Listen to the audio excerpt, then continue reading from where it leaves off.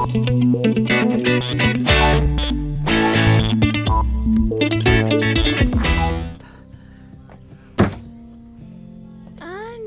baby.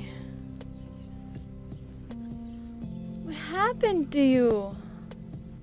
Ibang klase rin ang trip mo ah. Where's your other shoe? Ha? Sabi ko, nasan yung isa mong sapatos?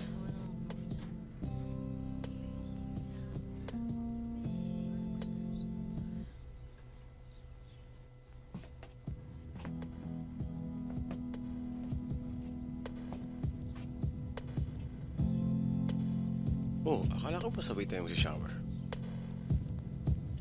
Init na kasi ako kanina eh.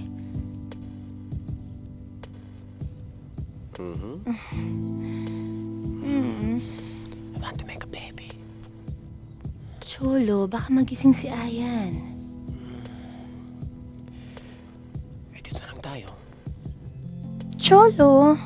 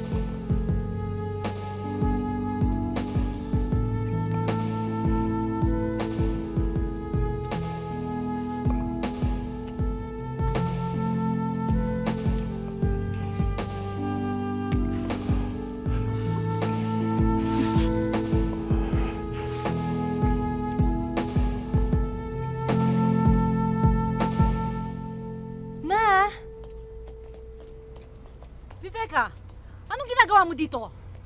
Tinawagan ako ni Daddy. Viveka, mabutit dumating ka agad. Will you talk some sense into your mom? Ang kapal naman ng mukha mo. Pati anak mo, sinasabay mo sa problema natin. Martha, please. Magbabago na ako. Putang ina mo! Ma! Ilang beses ko nang hinintay ang pagkakataong magbago ka. Nung naoperahan ka sa bato.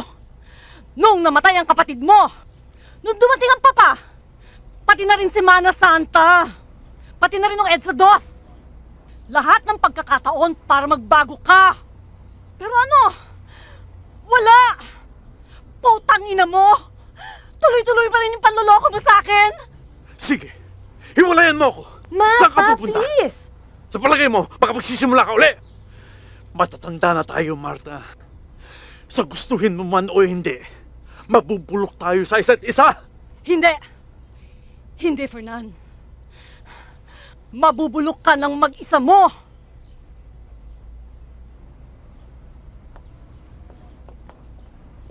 Naku naman, Viveka. High school pa lang tayo, maghihiwalay na dapat yung parents mo. But this is different. Ngayon ko lang nakitang gano'n ng mami, galit na galit. Ewan ko ba kasi dyan sa mommy mo? Hindi na masanay-sanay. Ganon talaga ang mga lalaki. Nature na nila yon. Unfair, pero ganon eh. Waiter! Pag ang lalaki nagloko, expected na. Di gaya sa ating mga babae. Pero syempre ang daling sabihin. Pero pag ikaw naliloloko, makakapatay ka rin. 25 years. Kung kailan sila tumanda. Nakakatakot, no? You invest so much. Tapos dahil kinatilang sila isang gabi, pwede nang masira lahat. Leche talaga yung mga lalaking yan.